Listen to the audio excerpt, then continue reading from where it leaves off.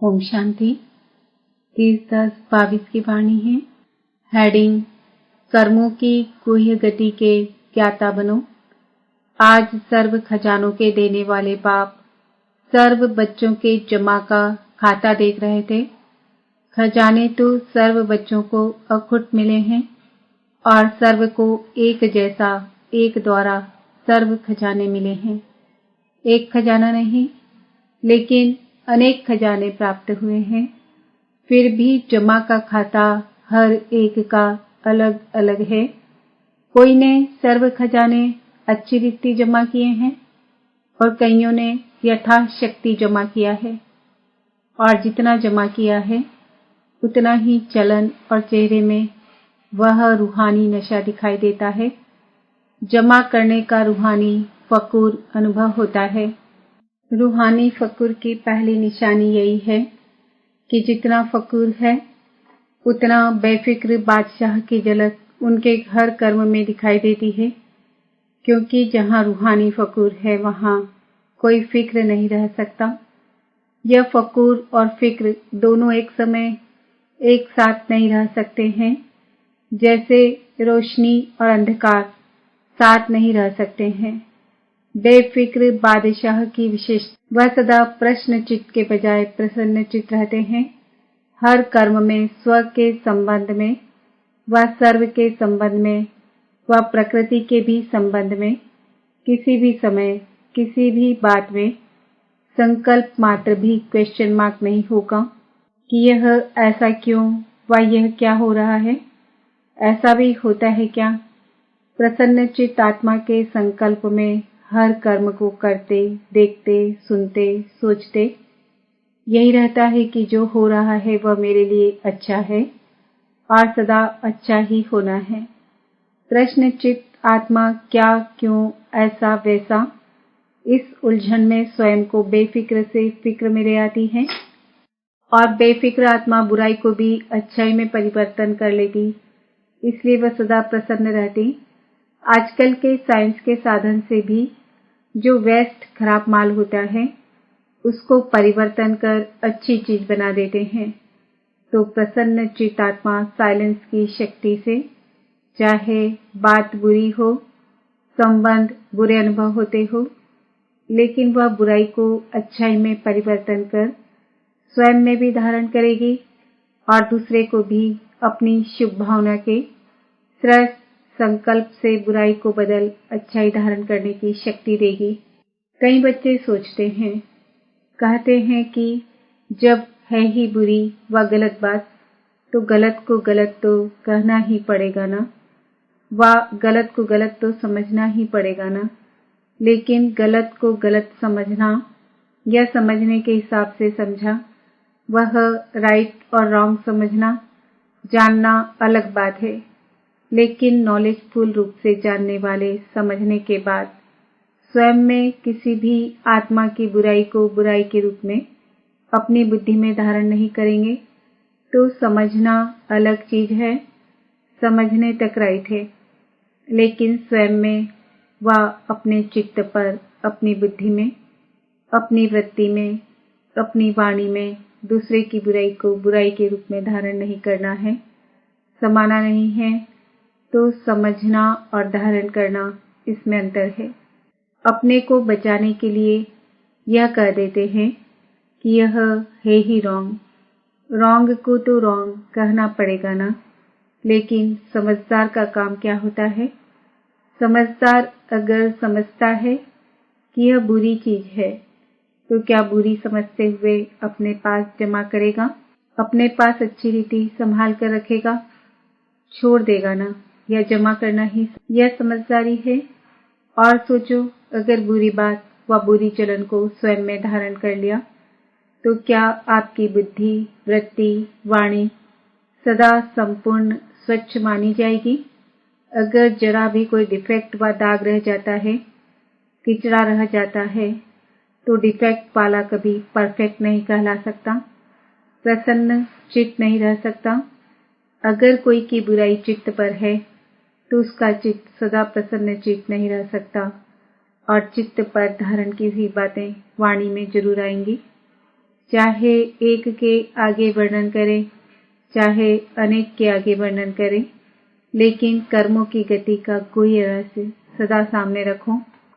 अगर किसी की भी बुराई व गलत बात चित्त पर रखने के साथ वर्णन करते हो, तो यह व्यर्थ वर्णन ऐसा ही है जैसे कोई गुंबज में आवाज करता है तो वह अपना ही आवाज और ही बड़े रूप में बदल अपने पास ही आता है।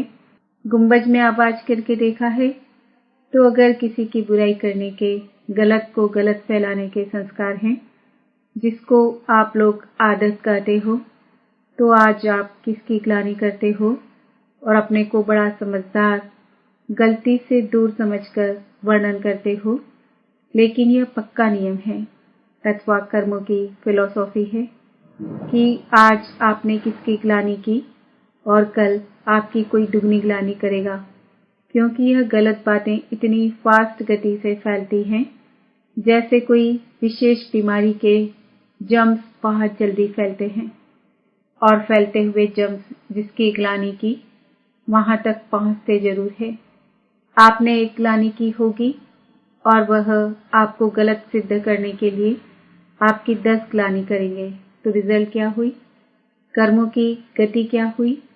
लौटकर कहाँ आई? अगर आपको शुभ भावना है उस आत्मा को ठीक करने की, तो गलत बात शुभ भावना के स्वरूप में विशेष निमित्त स्थान पर दे सकते हो। फैलाना रॉन्ग है। कई कहते हैं हमने किसको कहा नहीं, लेकिन वो कह रहे थे तो मैंने भी हाँ में हाँ कर दिया, बोला नहीं। आपके भक्ति मार्ग के शास्त्रों में भी वर्णन है कि बुरा काम किया नहीं, लेकिन देखा भी, साथ भी दिया, तो वह पाप है। हाँ में हाँ मिलाना यह भी कर्मों की गति के प्रमाण। पाप में भागी बनना है। वर्तमान समय कर्मों की गति के ज्ञान में बहुत इजी हो गए हैं, लेकिन यह छोटे छोटे सूक्ष्म पाप श्रेष्ठ संपूर्ण स्थिति में विघ्न रूप बनते हैं। इजी बनने की निशानियां क्या है? वह सदा ऐसा ही सोचते समझते, यह तो और भी करते हैं, यह तो आजकल चलता ही है, या तो अपने आप को हल्का करने के लिए यही कहेंगे कि मैंने हंसी में कहा, मेरा भाव नहीं था, ऐसे ही बोल दिया। यह विधि संपूर्ण सिद्धि को प्राप्त होने में सूक्ष्म विघ्न बन जाता है। इसलिए ज्ञान तो बहुत मिल गया है, रचता और रचना के ज्ञान को सुनना, वर्णन करना बहुत स्पष्ट हो गया है, लेकिन कर्मों की गुह्य गति का ज्ञान बुद्धि में सदा स्पष्ट नहीं रहता, इसलिए इजी हो जाते हैं। कई बच्चों की अपने प्रति भी कंप्लेंट होती है कि जैसे बाप कहते हैं, बाप बच्चों में जो श्रेष्ठ आशाएं रखते हैं, जो चाहते हैं, जितना चाहते हैं उतना नहीं है। इसका कारण क्या है? ये अति सूक्ष्म व्यर्थ कर्म बुद्धि को, मन को ऊंचा अनुभव करने नहीं देते। योग लगाने बैठते हैं लेकिन काफी समय युद्ध में चला जाता, व्यर्थ को मिटाए समर्थ बनने में समय चला जाता है।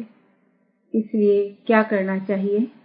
जितना ऊंचा बनते हैं तो ऊंचाई में अटेंशन भी ऊंचा रखना पड़ता है। ब्राह्मण जीवन की मौज में रहना है।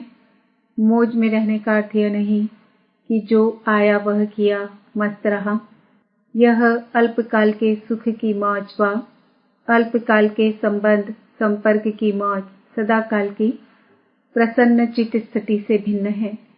इसी को मौज नहीं समझना। जो आया वह बोला, जो आया वह किया, हम तो मौज में रहते हैं। अल्पकाल के मनमोजी नहीं बनो, सदा काल की रूहानी मौज में रहो। यही यथार्थ ब्राह्मण जीवन है। मौज में भी रहो और कर्मों की गति के ज्ञाता भी रहो, तब ही जो चाहते हो, जैसे चाहते हो वैसे अनुभव करते रहेंगे। समझा? कर्मों की गुह्य गति के ज्ञाता बनो, फिर खजानों के जमा की रिजल्ट सुनाएंगे। अच्छा, चारों ओर के फिक्र से फारिग बेफिक्र बादशाह आत्माओं को, सदा प्रसन्न चित्त विशेष आत्माओं को, सदा स्वयं प्रति और सर्व आत्माओं प्रति श्रेष्ठ परिवर्तन शक्ति को कर्म में लाने वाले, कर्म योगी आत्माओं को, सदा रचता रचना के ज्ञाता और कर्म फिलॉसफी के भी ज्ञाता, ऐसे ज्ञान स्वरूप आत्माओं को बाप दादा का याद, प्यार और नमस्ते। हम बच्चों का भी बाप दादा को याद, प्यार, गुड मॉर्निंग, नमस्ते, ओम शांति। वर्तमान समय किस बात की आवश्यकता है? कर्मों की गुह्य गति का ज्ञान मर्ज हो गया है, इसलिए अलबेलापन है। पुरुषार्थी भी है, लेकिन पुरुषार्थ में अलबेलापन आ जाता है, इसलिए अभी इसकी आवश्यकता है। बाप दादा सभी की रिजल्ट को देखते हैं। जो चल रहा है वो अच्छा है, लेकिन अभी अच्छे से अच्छा बनना ही है। बिजी रहना पड़ता है ना। ज्यादा समय बिजी किसमें रहना पड़ता है? किस बात में ज्यादा समय देना पड़ता है?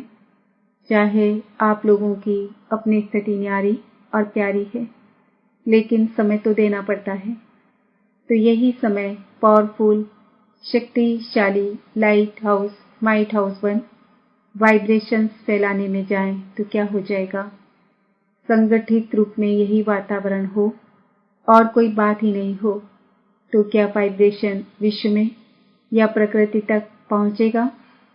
अभी तो सभी लोग इंतजार कर रहे हैं कि कब हमारे रचता व मास्टर रचता संपन्न या संपूर्ण बन हम लोगों से अपनी स्वागत कराते। प्रकृति भी तो स्वागत करेगी ना, तो वह सफलता की माला से स्वागत करे। वो दिन आना ही है जब सफलता के बाजे बजेंगे, तब प्रत्यक्षता के बाजे बजेंगे। बजने तो है ही ना। अच्छा, ऑलराउंड बनना ही श्रेष्ठ सेवा है। अच्छा है, चक्कर लगाते रहो। अव्यक्त बाप दादा की पर्सनल मुलाकात विजयी माला में आने के लिए तीव्र पुरुषार्थी बनो। सदा तीव्र पुरुषार्थी आत्माएं हैं, ऐसे अनुभव करते हो। जब ब्राह्मण बने तो पुरुषार्थी तो है ही। तीव्र पुरुषार्थी हैं, वह सिर्फ पुरुषार्थी हैं। सुनने और सुनाने वाले को पुरुषार्थी कहेंगे या तीव्र पुरुषार्थी कहेंगे? सुनना और सुनाना, उसके बाद क्या होता है? तीव्र पुरुषार्थी किसको कहेंगे? सुनने वाले को या बनने वाले को? जो माला का 16,108वां नंबर है, वह भी सुनता और सुनाता तो है ही, नहीं तो माला में कैसे आएगा? लेकिन 108 की माला में कौन आएंगे? 108 की माला का नाम है विजयी माला। 16,000 वाली माला का नाम विजयी माला नहीं है। तो सुनना और सुनाना यह मेजॉरिटी करते हैं, लेकिन सुना और बना इसको कहा जाता है तीव्र पुरुषार्थी। तीव्र पुरुषार्थी 108 है और पुरुषार्थी 16,108 है। तो अपने आप को चेक करो कि तीव्र पुरुषार्थी है या पुरुषार्थी है। जो है जैसा है वह मेजॉरिटी अपने आप को जान सकते हैं। कोई थोड़े ऐसे हैं जो अपने को नहीं भी जानते हैं, रॉन्ग को राइट समझकर भी चलते जाते हैं। मेजॉरिटी अपने मन में अपने आप को सत्य जानते हैं कि मैं कौन हूँ। इसलिए सदा अपने को देखो, दूसरे को नहीं। अपने पुरुषार्थ को चेक करो और तीव्र पुरुषार्थ में चेंज करो, नहीं तो फाइनल समय आने पर चेंज नहीं कर सकेंगे। उस समय पढ़ाई का समय समाप्त होने पर इम्तिहान के समय पढ़ाई का चांस नहीं मिलता। अगर कोई स्टूडेंट समझे एक प्रश्न का उत्तर नहीं आता है, किताब से पढ़कर उत्तर दे दे, तो राइट होगा या रॉन्ग होगा? तो उस समय अपने को चेंज नहीं कर सकेंगे। जो है जैसा है वैसे ही प्रारब्ध प्राप्त कर लेंगे। लेकिन अभी चांस है। अभी टू लेट का बोर्ड नहीं लगा है, लेट का लगा है। लेट हो गए लेकिन टू लेट नहीं, इसलिए फिर भी मार्जिन है। कई स्टूडेंट 6 में भी पास विद ऑनर हो जाते हैं अगर सही पुरुषार्थ करते हैं तो। लेकिन समय समाप्त होने के बाद कुछ नहीं कर सकते। बाप भी रहम करना चाहे तो भी नहीं कर सकते। चलो यह अच्छा है, इसको मार्क्स दे दो, यह बाप कर सकता है। इसलिए अभी से चेक करो और चेंज करो। अलबेलापन छोड़ दो। ठीक है, चल रहे हैं, पहुंच जाएंगे, यह अलबेलापन है। अलबेले को इस समय तो मौज लगती है। जो अलबेला होता है उसे कोई फिक्र नहीं होता है, वह आराम को ही सब कुछ समझता है। तो अलबेलापन नहीं रखना, सदा अलर्ट, पांडव सेना होना। सेना अलबेली रहती है या अलर्ट रहती है? सेना माना अलर्ट, सावधान, खबरदार रहने वाले। अलबेला रहने वाले को सेना का सैनिक नहीं कहा जाएगा। तो अलबेलापन नहीं, अटेंशन। लेकिन अटेंशन भी नेचुरल विधि बन जाए। कई अटेंशन का भी टेंशन रखते हैं। टेंशन की लाइट सदा तो नहीं चल सकती। टेंशन की लाइट थोड़ा समय चलेगी, नेचुरल नहीं चलेगी। तो अटेंशन रखना है, लेकिन नेचुरल अटेंशन आदत बन जाए। जैसे विस्मृति की आदत बन गई थी ना, नहीं चाहते भी हो जाता है। तो यह आदत बन गई ना, नेचुरल हो गई ना। ऐसे स्मृति स्वरूप रहने की आदत हो जाए, अटेंशन की आदत हो जाए। इसलिए कहा जाता है आदत से मनुष्यात्मा मजबूर हो जाती है। न चाहते भी हो जाता है, इसको कहते हैं मजबूर। तो ऐसे तीव्र पुरुषार्थी बने हों। तीव्र पुरुषार्थी अर्थात विजयी तभी माला में आ सकते हैं। बहुत काल का अभ्यास चाहिए। सदैव अलर्ट माना, सदा एवर रेडी। आपको क्या निश्चय है? विनाश के समय तक रहेंगे या पहले भी जा सकते हैं? पहले भी जा सकते हैं ना, इसलिए एवर रेडी। विनाश आपका इंतजार करे, आप विनाश का इंतजार नहीं करो। वह रचना है, आप रचता हो। सदा एवर रेडी। क्या समझा? अटेंशन रखना, जो भी कमी महसूस हो उसे बहुत जल्दी से जल्दी समाप्त करो। संपन्न बनना अर्थात कमजोरी को खत्म करना। ऐसे नहीं यहाँ आए तो यहाँ के, वहाँ गए तो वहाँ के, सभी तीव्र पुरुषार्थी बनकर जाना। अच्छा वरदान, विश्व से अंधकार को मिटाकर रोशनी देने वाले मास्टर ज्ञान सूर्य भव। मास्टर ज्ञान सूर्य वह है जो विश्व से अंधकार को मिटाकर रोशनी देने वाले हैं। वह स्वयं भी प्रकाश स्वरूप लाइट माइट रूप हैं और दूसरों को भी लाइट माइट देने वाले हैं। जहाँ सदा रोशनी होती है वहाँ अंधकार का सवाल ही नहीं, अंधकार हो ही नहीं सकता। जो विश्व को रोशनी देने वाले हैं वह स्वयं अंधकार में नहीं रह सकते। संपूर्ण पवित्रता अर्थात रोशनी, उनके पास अंधकार अर्थात विकारों का अंश भी नहीं रह सकता। स्लोगन, स्वभाव संस्कार संबंध संपर्क में लाइट रहना ही मिलनसार बनना है। आज का समय है। मैं आत्मा मास्टर ज्ञान सूर्य हूँ। ओम शांति।